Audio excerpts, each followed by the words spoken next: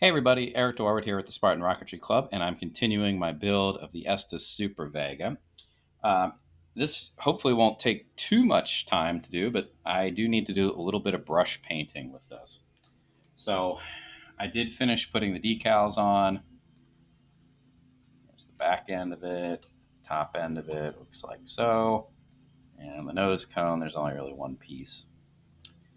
This one, like that big United States sticker, and the little black one and red one on the ends of the fins, I had no idea what to do with those. I couldn't find them in the box art, so I put them where they seemed to make sense. So good enough. I put the black cone on. So I really strongly thought about crazy gluing this in place, and it's pretty snug. So when I test fit it, I did end up sanding there was excess paint on it. I sanded it off, and it was still really snug. So I just put it on, and I don't know that it's gonna come off. I mean, it might, but the fact that there was paint on there might act as a little bit of glue to kind of hold it in place. But this is, there like no force is acting on this. So even if this is a good snug fit, I think you could still launch it as is. So I'm just going to leave it like that. Now, the paint needs to go onto the little lander legs. Now, the instructions call for it to be silver. I don't actually have any silver brush paint. This is just enamel, by the way. So I'm going to use black. I think black would be a decent look for this, considering there's a decent amount of black in the decals anyway. So, yeah. So a little bit of enamel paint here. Shake it up, and I just give myself a little bit of a puddle here to work with. Maybe. There we go. That's probably more than I need. This tends to take multiple coats, which is fine. It doesn't need to be perfect all at once. I'm actually going to take the nose cone off of this just so I have one less thing to worry about before I start painting. All right. I'm going to try to keep this up in the air on like two legs, at least for the time being. The underside of this should get painted as well, and we'll get to that, I guess. I would prefer painting like all of this with spray paint given the option. However, masking this off would not be easy. So I think that's why the instructions say just hand paint it. Ultimately,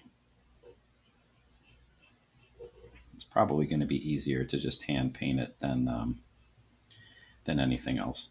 All right, so I'm going to have to keep it in the air because the sides of it are now, the sides of the lander legs are now painty. They're wet.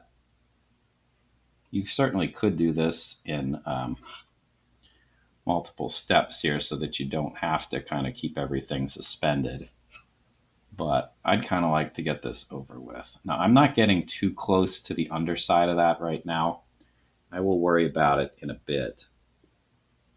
I do want to keep the brush strokes, at least on the lander pod, to a minimum. And I do want to paint the underside of it too.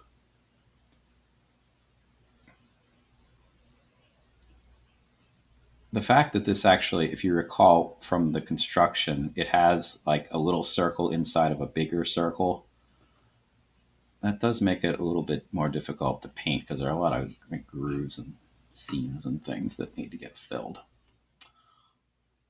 But I would caution you to not try to do this necessarily all in one coat. I mean, truthfully, this is the underside of a pod. Like, who's going to be looking at that? But brush strokes with this do tend to be pretty noticeable. So, yeah. All right. I'm going to very carefully try to get as close to the white pod part as I can with just the tip of the brush.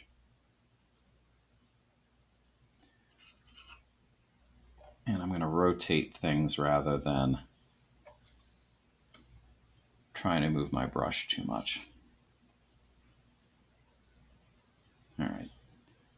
I think that's probably about as good as the first coat is going to get. So sorry you can't see all that, but it isn't fun. Honestly, this is not my favorite part of this job. All right, so I'm going to repeat the process on at least another one of these. The trick, of course, now is I do need to be very careful about the pod that I already painted because it's wet, and I don't want to put that pod leg down. Like I'm using the unpainted leg at the moment for stability. Can't do that with the wet leg, so I can't do that on the final fin pod, whatever, when I start painting it. And I got to think about what I'm doing, as I rotate things, so I don't end up getting paint all over the place.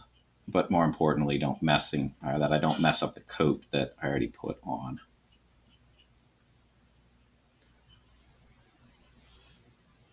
And as I said, I squeezed out way more paint than I actually needed.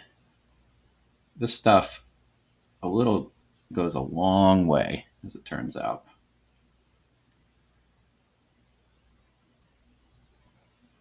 And this stuff, by the way, I just got from a craft store.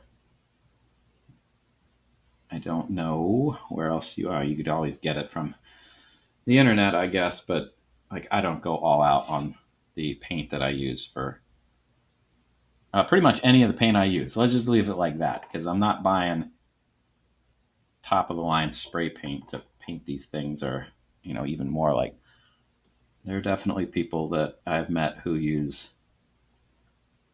they basically treat it like a paint shop, like an automotive paint shop, and some people even use automotive paint to do this. It looks really nice, don't get me wrong, but that's well beyond both my interest level and probably my technical abilities. So if you know how to do that stuff, hey, more power to you. Consider me impressed. But yeah, as I'm sure I've said at some point, the finishing part of this is not my strong suit. And it's not the part of the whole build that I find the most entertaining. All right, again, I got to keep this upright instead of using one of the legs for stability. So this is going to be the hard one, I guess.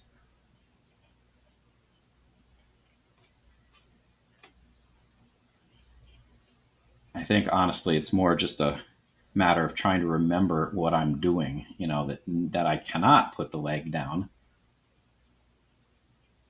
because I'd very much like to.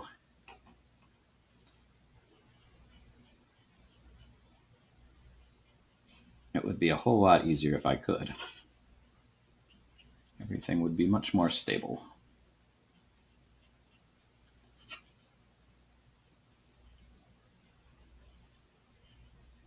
All right. And now for the lander pod part, the very bottom. It is kind of hard to see too, because this is it's a glossy paint. So it's kind of hard to tell what's reflecting light and what is like gaps in my brushwork. So, all right. I'm going to quickly do a spot check to see if there are any obvious places that I should do something about, like this down here. The brush strokes are pretty uneven, so I'm going to try to smooth that out a little bit. And look at the pods, see if they're... And there always seem to be in the first coat some spots where the brush strokes left gaps in the coverage. That's something you can definitely fix in a second coat. What I really want to see is, are there any spots that I obviously missed? And I think the answer to that question is, yeah, probably, but I don't know. I'm not seeing anything at the moment. All right. So that's good. Of course, obviously wet paint. So I'm going to turn this upside down to dry. I'm not worried about that because, this is thick paint. It doesn't run, fortunately. Um, but yeah, that needs to dry. And then it's probably going to need a second coat. So I'm going to, spot check that. Um, Second coat as necessary, touch ups here and there. It's probably a good idea. Just kind of a general principle. Anytime that I use brush paint, I do need to do a second coat. After that's dry, I'm going to clear coat the entire rocket with clear spray paint. And then it should be ready to go for the final little touches here and there, which will be in the next video. So thanks for watching, and I'll see you then.